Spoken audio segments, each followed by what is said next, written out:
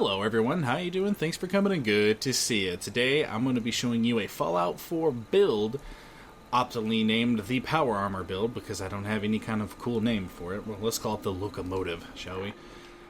Let's jump right into here. Now, I don't remember exactly how many points you get right off the bat when you create a new character, but if you're making a secondary character and you want a Power Armor build, I think I might have an okay one for you. The first thing you want to do, put 9 points in intelligence. Now the reason for this is if you come down here to nuclear physicist, level 3 fusion cores can be ejected from power armor like grenades and last twice as long. So level 1, 25%, level 2, 50, level 3, twice as long. Do note, however, that when the fusion cores are ejected, it's a huge explosion. Also, it's just like a grenade. So if you don't have a grenade equipped, or if you run out of grenades and you don't notice, you'll immediately eject your fusion core, wasting the fusion core and killing whatever's behind you. Probably, you know, an ally or something. So be careful of that. Now, after you put your 9 points in intelligence, you can put your points in whatever else you want. I put most of mine into strength right off the bat because I wanted to be able to carry more, and that's very important.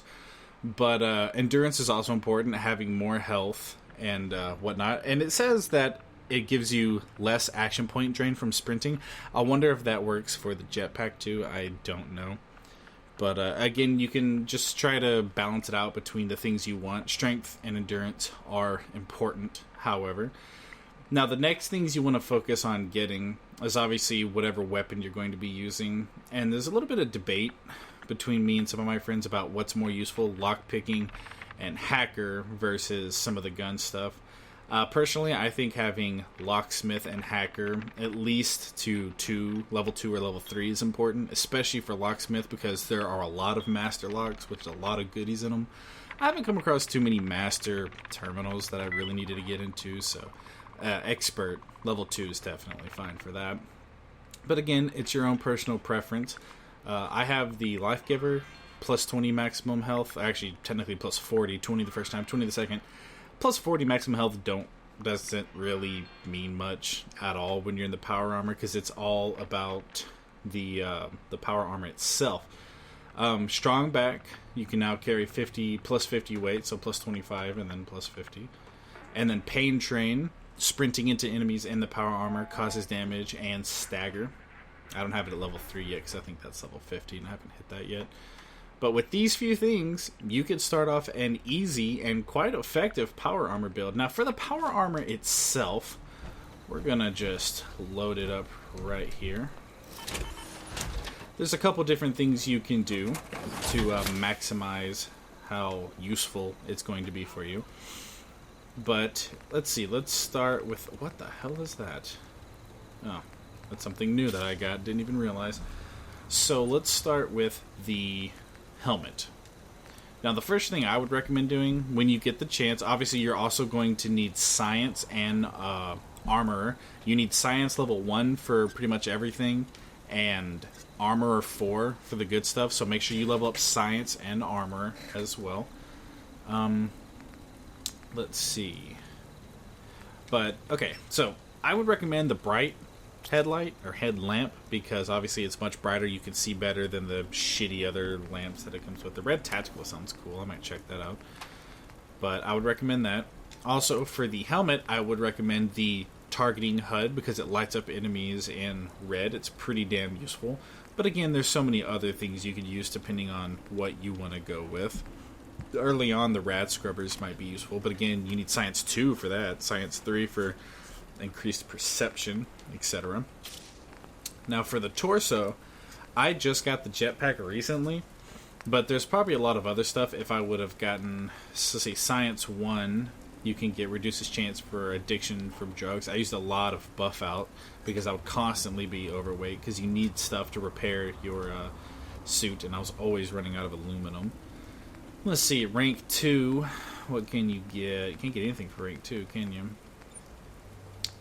I do believe the motion-assisted servos would be useful. Increased strength. I was also using... Where is it?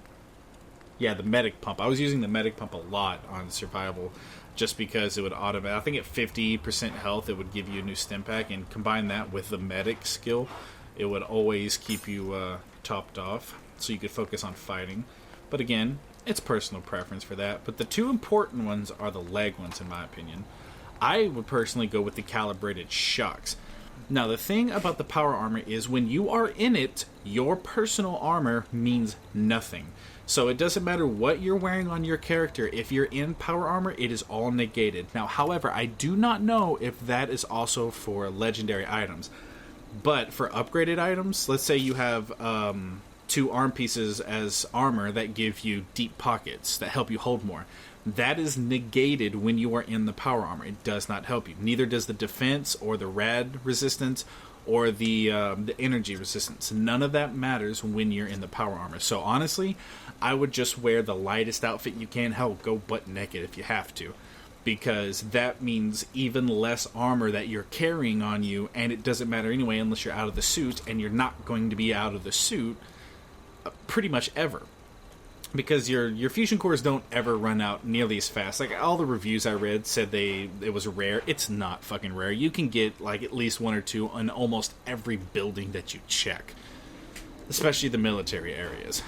But I would recommend the calibrated shocks to increase your carry weight, because since your personal armor doesn't matter, the calibrated shocks plus all of the gear lets you hold, and plus a max strength and other things. I believe strength still matters, but this would all give you about 460 carry weight. And if you have the Lone Wanderer perk and you play without a companion, you could bump that up to like 560 or something like that. With the strength mod on the chest, you could probably even hold more. But this is really good for when you're out for a long time. You're getting a lot of fucking junk and stuff to bring back. So I believe the calibrated shocks are the best. But you've got reduced action point cost for sprinting, increased sprint speed at additional action point cost, increased action point refresh speed while moving. That one's actually pretty cool sounding. This one I don't find very useful. Increased damage radius for impact landing. I don't feel like that really helps much, maybe with both of them equipped. But again, I recommend the carry weight. Now for the arms, I don't use anything, because all you can do is reduce action point cost for power attacks, unarmed attacks cause bleeding, increased unarmed damage, adds energy damage to unarmed attacks. I suppose if you're going for a brawler build, you could be a brawling power armor bad motherfucker, but you would have to have a lot of different skills to increase unarmed damage, plus the hydraulic bracers on the power armor, etc., etc. Same for melee if you wanted to go with melee, which is a completely positive alternative. You can use a melee character in this game, which is surprising. Also, if you wanted to use a stealth character and still use this, there's totally a stealth boy mod right here. Activates the stealth field while crouched. Now that sounds cool as hell. I haven't actually used it myself, so I don't know how useful it is, but I did use a stealth boy while in a suit of armor once, so when I crouched, they were constantly missing me. It totally, like, crouched with the stealth boy. It was totally useful, and it actually helped quite a lot. So these little things combined, I think, would make for a... What is this? It's like a Raider side piece. I don't really know what's so great about it. It's a unique piece of armor. That's cool. But anyway, I hope you guys enjoyed this. And for a last tip, I would definitely recommend going to right here. As soon as you start the game, go straight to Conquered, get your first power armor, and honestly, fuck building your house for your sanctuary. You can always do that later. Just do the minimal requirements for the people if you want to, and put all of your ingredients and all of your crafting stuff into your power armor. Get it leveled up, because if you're going to be playing on a harder difficulty, it's important to have those damage resistances. But anyway, I hope this helped you guys out. If you like, hit like. If you want more, subscribe. You don't have to do either, but I would really appreciate comments. Let me know if you like it. Let me know if you want me to do something else. So I will see you guys in the next one. Take care.